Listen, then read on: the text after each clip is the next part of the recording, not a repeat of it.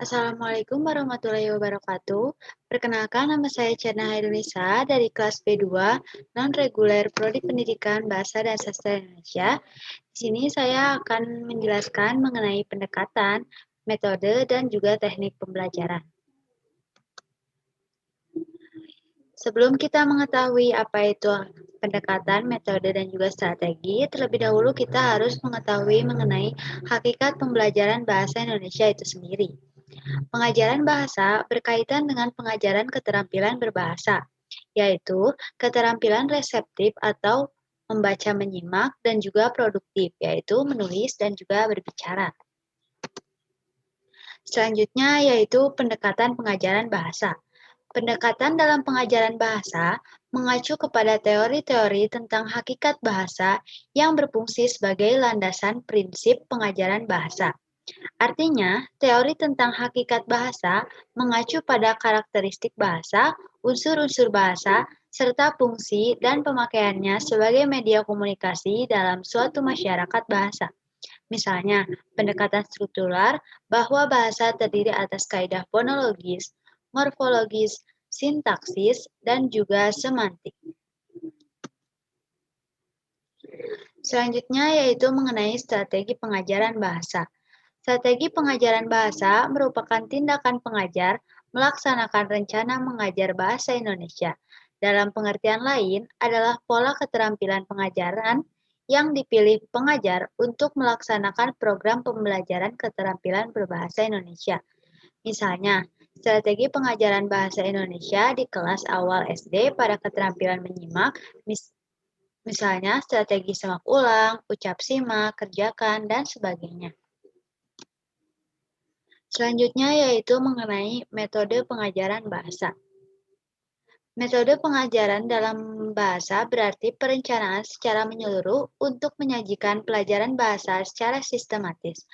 Metode bersifat prosedural, artinya penerapan suatu metode dalam mengajarkan bahasa mestilah melalui langkah-langkah yang teratur dan bertahap. Misalnya, menyusun rencana pembelajaran, menyajikan materi, dan mengevaluasi hasil dan proses pembelajaran. Yang selanjutnya yaitu teknik pengajaran bahasa. Teknik pengajaran bahasa mengacu pada implementasi perencanaan pengajaran di depan kelas. Misalnya, teknik mengajar yaitu ceramah, tanya jawab, penugasan, debat, dan sebagainya.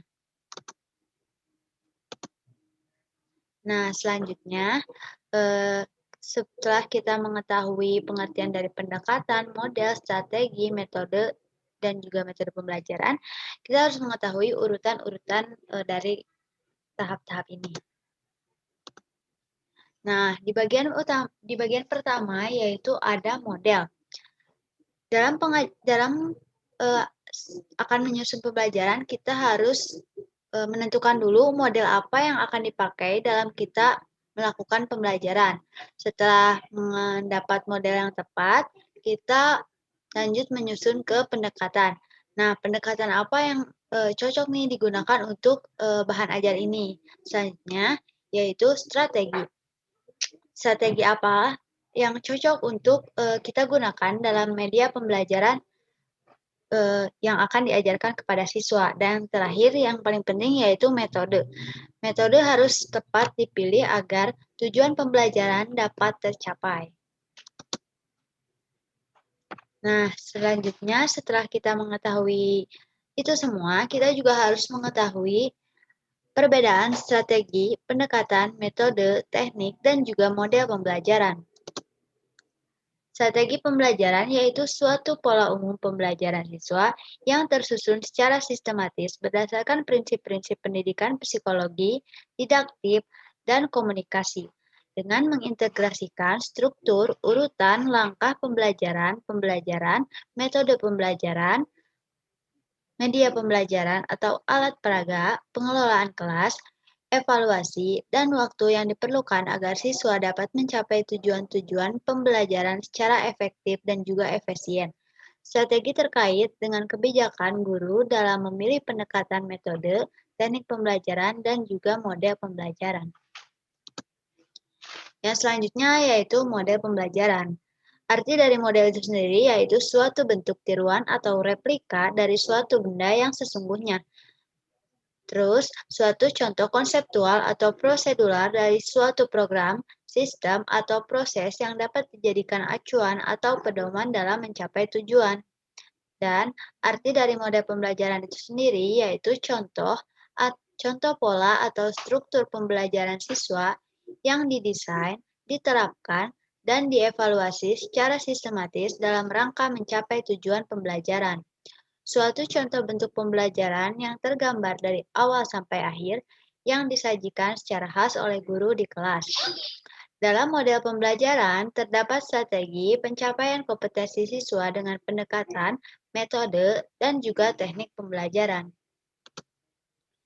Selanjutnya yaitu pendekatan pembelajaran. Pendekatan yaitu suatu rangkaian tindakan yang terpola atau terorganisir berdasarkan prinsip-prinsip tertentu, seperti prinsip filosofis, psikologis, didaktis, dan ekologis, yang terarah secara sistematis pada tujuan-tujuan yang hendak dicapai. Pendekatan pembelajaran yaitu suatu rangkaian tindakan pembelajaran yang dilandasi oleh prinsip dasar tertentu, filosofis, psikologis, didaktis, dan ekologis, yang mewadahi, menginspirasi, menguatkan, dan melatari metode pembelajaran tertentu. Selanjutnya yaitu metode pembelajaran, yaitu prosedur, urutan, langkah-langkah, dan cara yang digunakan guru dalam pencapaian tujuan pembelajaran. Metode adalah jabaran dari pendekatan. Suatu pendekatan bisa dijabarkan ke dalam berbagai metode pembelajaran. Metode pembelajaran merupakan proses pembelajaran yang difokuskan pada pencapaian tujuan pembelajaran. Yang selanjutnya yaitu teknik pembelajaran. Apa sih teknik pembelajaran itu? Yaitu cara-cara konkret yang dipakai saat proses pembelajaran berlangsung. Guru dapat berganti-ganti teknik pembelajaran meskipun dalam koridor metode yang sama. Satu metode dapat diaplikasikan melalui berbagai teknik pembelajaran. Jadi, kesimpulan perbedaan antara model, strategi, metode, dan pendekatan pembelajaran yaitu model merupakan gambaran proses pembelajaran yang disusun secara sistematis berdasarkan berbagai prinsip atau teori belajar yang digunakan untuk mengorganisir pengalaman belajar agar tujuan pembelajaran tercapai. Misal, model pembelajaran konseptual atau CTL, model pembelajaran berbasis masalah atau PBM, pendekatan yaitu titik tolak atau sudut pandang terhadap proses pembelajaran, misal pembelajaran teacher center dan student center. Strateginya yaitu perencanaan yang berisi rangkaian kegiatan yang didesain untuk mencapai tujuan pendidikan tertentu. Metode yaitu upaya mengimplementasikan rencana yang sudah disusun dalam kegiatan nyata untuk mencapai tujuan secara optimal. Misal, metode ceramah, diskusi, tanya jawab, debat, dan sebagainya. Nah, lanjut kita supaya lebih mengerti yaitu mengenai contoh penerapan. Contoh penerapan yang pertama kita ke pendekatan dulu. Pendekatan yang dipakai di sini yaitu contextual teaching and learning. Metode yang dipakai yaitu cooperative learning. Teknik yang dipakai yaitu diskusi kelompok, inquiry, kepustakaan, tanya jawab. Sedangkan modelnya yaitu jigsaw, strateginya yaitu discovery. Setelah dijelaskan tadi, kita harus mengetahui ya apa itu contextual teaching and learning. Contextual teaching and learning yaitu pembelajaran konsep belajar yang membantu guru mengaitkan materi dengan antara materi yang diajarkan dengan situasi nyata siswa yang mendorong siswa membuat hubungan antara pengetahuan yang dimilikinya dengan penerapannya dalam kehidupan mereka sebagai anggota keluarga masyarakat. Model pembelajaran konseptual tidak bersifat eksklusif, akan tetapi dapat digabung dengan model-model pembelajaran yang lain. Misalnya, penemuan, keterampilan proses, eksperimen, demonstrasi, diskusi, dan juga lain-lain. Pendekatan kontekstual dapat diimplementasikan dengan baik, dituntut adanya kemampuan guru yang inovatif, kreatif, dinamis, efektif, dan efisien guna menciptakan pembelajaran yang kondusif. Guru tidak lagi menjadi satu-satunya narasumber dalam pembelajaran dan kegiatan telah beralih menjadi siswa sebagai pusat kegiatan pembelajaran serta peran guru hanya sebagai motivator dan juga fasilitator. Maka semangat siswa dapat meningkat dengan menggunakan metode materi yang bervariasi ini.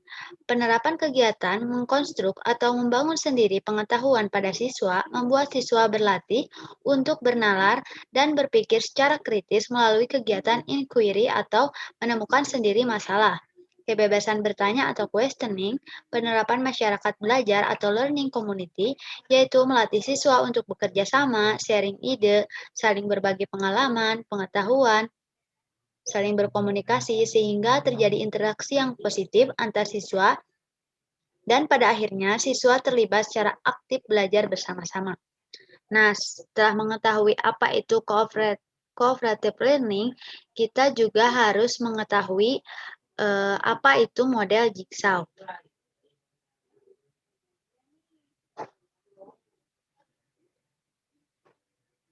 Model jigsaw yaitu model pembelajaran kooperatif dengan siswa belajar dalam kelompok kecil yang terdiri dari 4-6 orang secara heterogen.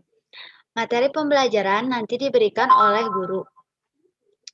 Materi pembelajaran yang diberikan kepada siswa berupa teks dan setiap anggota bertanggung jawab atas ketuntasan bagian materi pembelajaran yang harus dipelajari tersebut. Jadi ini merupakan kerja kelompok gitu. Pada model ini, pembelajaran jigsaw ini, keaktifan siswa atau student center sangat dibutuhkan dengan dibentuknya kelompok-kelompok kecil yang beranggotakan 3-5 orang yang terdiri dari kelompok asal dan kelompok ahli. Setelah pembahasan selesai, para anggota kelompok kemudian kembali pada kelompok asal dan mengajarkan pada teman sekelompoknya apa yang telah mereka dapatkan pada saat pertemuan di kelompok ahli. Seperti itu. Nah, setelah mengetahui modelnya yaitu jigsaw, strategi yang digunakannya yaitu discovery. Apa itu discovery learning? Discovery learning adalah model pembelajaran penemuan. Model pembelajaran ini yaitu yang mengasah aktivitas siswa. Metode mengajar yang mengatur pengajaran sedemikian rupa sehingga anak memperoleh pengetahuan yang sebelumnya belum diketahuinya. Itu tidak melalui pemberitahuan, sebagian atau seluruhnya ditemukan oleh siswa itu sendiri. Dalam pembelajaran discovery atau penemuan, kegiatan atau pembelajaran yang dirancang sedemikian rupa sehingga siswa dapat menemukan konsep-konsep dan juga prinsip-prinsip melalui proses mentalnya sendiri. Dalam menemukan konsep, siswa melakukan pengamatan, menggolongkan, membuat dugaan, menjelaskan, menarik kesimpulan, dan sebagainya untuk menemukan beberapa konsep juga prinsip. Metode discovery diartikan sebagai prosedur mengajar yang mementingkan pengajaran perseorang, memanipulasi objek sebelum sampai pada generalisasi. Discovery ialah proses mental di mana siswa mampu mengasimilasikan suatu konsep atau prinsip. Proses mental yang dimaksud antara lain mengamati, mencerna, mengerti, menggolong-golongkan, membuat dugaan, menjelaskan, mengukur, membuat kesimpulan, dan sebagainya. Dengan teknik ini, siswa dibiarkan menemukan sendiri atau mengalami proses mental sendiri. Guru hanya membimbing dan memberikan instruksi. Nah, selain menggunakan contoh penerapan yang tadi di atas, kita juga bisa menggunakan contoh penerapan yang lain.